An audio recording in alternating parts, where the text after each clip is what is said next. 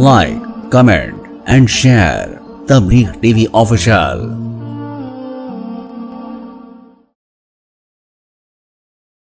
अभी हज का ज़माना चल रहा है। हज के अंदर एक ख़ास इबादत है हजर अस्वद का बोसा देना। जो हजर अस्वद है उसको चूमना, ये ख़ास एक इबादत है। और हजर अस्वद को लेकर के गैर मुस्लिमों की तरफ से, गैरों की तरफ से ये एतराज़ होता है कि जिस तरीक़े से गैर मुस्लिम पत्थर को पूजते हैं, इसी तरीक़े से मुसलमान भी तो हजर अस्वद एक पत्थर ही तो है, उसकी पूजा करते हैं। तो दोनों में तो सेम है।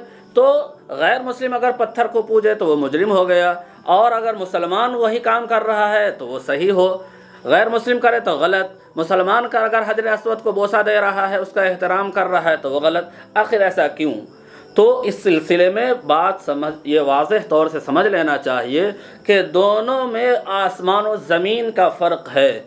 सबसे बड़ा फ़र्क यह है, सबसे पहली बात यह है कि गैर मुस्लिम जो पत्थरों की पूजा करते हैं वो ये कहते हैं कि हम पत्थर की इबादत कर रहे हैं, हम पत्थर की पूजा कर रहे हैं, वो हमारे देवता है, वो हमारे भगवान हैं। लेकिन दुनिया का कोई भी मुसलमान हजर अस्वद के लिए ये नहीं कहता है कि हम पत्थर की इबादत करते हैं, हम पत्थर की पूजा करते हैं। और सबसे बड़ी दलील ये है कि कोई भी इंसान जिसकी पूजा करता है वो इस बात से इनकार नहीं कर सकता है कि हम उसकी पूजा कर रहे हैं, हम उसकी इबादत कर रहे हैं। सबसे बड़ी दलील तो यही है कि हम खुद इनकार कर रहे हैं कि हम उसकी इबादत कर रहे हैं, और इबादत करने वाला कभी इनकार नहीं कर सकता है। कोई गैर मुस्लिम कभी नहीं ये कह सकता है कि हम पत्थर की पूजा नहीं कर रहे हैं, और मुसलमान बाज़ाब्ता खुल करके कह रहा है कि हम पत्थर की पूजा नहीं करते हैं। और हज़रत उमर रज़ी अल्लाह अन्हु ने तवाफ़ करते हुए जब हजर अस्वद के सामने पहुँचे तो उन्होंने हजर अस्वद को मुखातब करके ये कहा कि ऐ हजर अस्वद, मैं जानता हूँ कि तू एक पत्थर है, न तेरे अंदर नफ़ा पहुँचाने की ताकत है न नुकसान पहुँचाने की ताकत है, तो सिर्फ़ और सिर्फ एक पत्थर है। अगर मैं अपने नबी को ये तुझे बोसा देते हुए, तुझे चूमते हुए न देखा होता तो मैं कभी भी तुझे नहीं चूमता, मैं कभी भी तुम्हें बोसा नहीं देता, मैं तुम्हें कभी भी इस्तेलाम नहीं करता। तो हज़रत उमर रज़ी अल्लाह अन्हु ये कह रहे हैं, साफ लफ्ज़ों में कह रहे हैं कि हजर अस्वद के अंदर ये ताकत नहीं है कि वो हमें फ़ायदा पहुँचाए, हजर अस्वद के अंदर ये ताकत नहीं है कि वो हमें नुकसान पहुँचाए। लेकिन जो लोग पत्थर की पूजा करते हैं, जो लोग पत्थर की इबादत करते हैं, वो ये नहीं कह सकते हैं कि पत्थर के अंदर कोई ताकत नहीं है। बल्कि चाहे वो किसी तरीके के जिस पत्थर को पूजते हैं, जाहिर सी बात सारे पत्थरों को नहीं पूजा जाता है, कुछ ख़ास पत्थर होता है जिनको पूजा जाता है, तो वो लोग नहीं कह सकते हैं कि हम इस पत्थर की पूजा नहीं करते हैं, या हमें ये पत्थर हमें कुछ नहीं देता है, इस पत्थर के अंदर कोई ताकत नहीं है हमें फ़ायदा पहुंचाने की, हमें नुकसान पहुंचाने की कोई ताकत नहीं है। जो लोग पूजा करते हैं वो नहीं कह सकते हैं। लेकिन मुसलमान ये कहता है कि, और हज़रत उमर रज़ी अल्लाह अन्हु ने ये वाज़ेह तौर से समझा दिया लोगों को कि मुसलमान ये कहता है कि पत्थर के अंदर, हजर अस्वद के अंदर नफ़ा देने की कोई ताकत नहीं है, नुकसान पहुँचाने की कोई ताकत नहीं है। अब रहा सवाल ये कि जिस चीज़ की वजह से शुबहा होता है, जिस चीज़ की वजह से शक होता है, जिस चीज़ की वजह से गलतफहमी होती है कि जिस तरीक़े से गैर मुस्लिम पत्थर को पूजता है, पत्थर को एहतराम करता है, इसी तरीक़े से मुसलमान भी एहतराम करता है। क्योंकि मुसलमान उसको बोसा देता है, उसको चूमता है, गैर मुस्लिम भी जिस पत्थर को की इबादत करते हैं, पूजा करते हैं, उसका एहतराम करते हैं, उसको चूमते हैं। तो दोनों में ये बराबरी दिखती है। लेकिन सही बात यह है कि दोनों में बराबरी बिल्कुल है ही नहीं, आसमान और ज़मीन का फ़र्क है, जैसा कि इससे पहले मैंने बताया। अब एक सवाल, जिस चीज़ की वजह से दोनों में बराबरी दिखती है कि दोनों सेम है, अब दोनों में फ़र्क क्या है वो समझाता हूँ। कि दोनों में होता क्या है कि बोसा लेना, दोनों में चूमना होता है।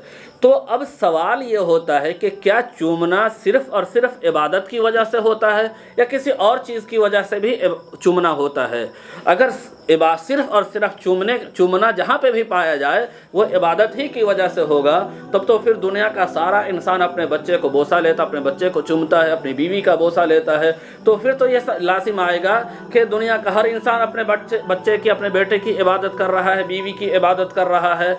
तो जाहिर सी बात, कोई नहीं कहता कि अगर अपने बच्चे को इंसान चूम रहा है तो वो उसकी इबादत कर रहा है। तो जहाँ पे भी चूमना पाया जाए, ये कोई ज़रूरी नहीं कि वहाँ पे इबादत ही की गर्ज से चूमा जा रहा हो, बल्कि चूमना मोहब्बत में भी होता है। तो इसी तरीक़े से मुसलमान जो है حجر اسود کو جو چومتا ہے وہ عبادت کی وجہ سے نہیں چومتا ہے بلکہ اس کو محبت کی وجہ سے چومتا ہے، اور اس سے محبت ہونے کی وجہ یہ ہے کہ ہمارے نبی نے اس کو چوما ہے، اس لیے ہمیں اس سے محبت ہے، اس لیے ہم بھی چومتے ہیں۔ اور نبی صلی اللہ علیہ وسلم نے کیوں چوما؟ ظاہر سی بات ہے کہ یہ سوال کا جواب دینا ہمارے لیے ضروری نہیں ہے کہ ہمارے نبی نے کیوں چوما، یہ ہمارا مذہب کا مسئلہ، ہمارے عقیدت کا مسئلہ ہے، لیکن پھر بھی ہو سکتا ہے کہ نبی علیہ الصلاۃ والسلام کو حجر اسود کے اندر اللہ تبارک و تعالیٰ کی خاص تجلی نظر آئی ہو، خاص تجلی دکھی ہو، اس وجہ سے نبی علیہ الصلاۃ والسلام نے، کیونکہ یہ حجر اسود جو ہے جنت سے آیا ہوا پتھر ہے، اس پہ اللہ کی خاص تجلی دکھی ہو نبی علیہ الصلاۃ والسلام کو، اس لیے نبی صلی اللہ علیہ وسلم نے اسے چوما ہو۔ جو ہمارے نبی نے جب چوما ہے تو اسی محبت کی بنا پہ ہم بھی اس حجر اسود کو، اس پتھر کو چومتے ہیں، عبادت کی وجہ سے ہم اسے نہیں چومتے ہیں۔ تو پتہ چلا کہ دونوں میں بہت بڑا فرق ہے۔ سب سے بڑا فرق یہ ہے کہ غیر مسلم جو کہیں وہ یہ انکار نہیں کر سکتے ہیں کہ ہم پتھر کی پوجا نہیں کرتے ہیں، اور مسلمان کھلے لفظوں میں انکار کرتا ہے کہ ہم حجر اسود کی پوجا نہیں کرتے ہیں۔ اسی طریقے سے ہم اس حجر اسود کے بارے میں یہ کھلے لفظوں میں کہتے ہیں کہ اس کے اندر طاقت، نفع نقصان پہنچانے کی کوئی طاقت نہیں، نفع پہنچانے کی طاقت نہیں ہے، نقصان پہنچانے کی طاقت نہیں ہے، لیکن غیر مسلم یہ نہیں کہہ سکتے ہیں کہ پتھر کے اندر نفع نقصان کی طاقت نہیں ہے، وہ مانتے ہیں کہ پتھر کے اندر نفع نقصان کی طاقت ہے۔ تیسری بات یہ ہے کہ اگر ہم بوسہ لیتے ہیں تو بوسہ لینا ہمیشہ عبادت کے لیے نہیں ہوتا ہے، بلکہ بوسہ لینا کبھی عبادت کے لیے بھی ہوتا ہے جیسا کہ غیر مسلم کرتے ہیں، اور کبھی محبت کی بنا پر بھی ہوتا ہے جیسا کہ مسلمان حجر اسود کا بوسہ لیتے ہیں۔ تو مسلمان حجر اسود کا بوسہ صرف اور صرف محبت کی بنا پر لیتے ہیں، اس لیے کہ ہمارے نبی نے اسے چوما ہے، اس لیے ہم بھی چومتے ہیں۔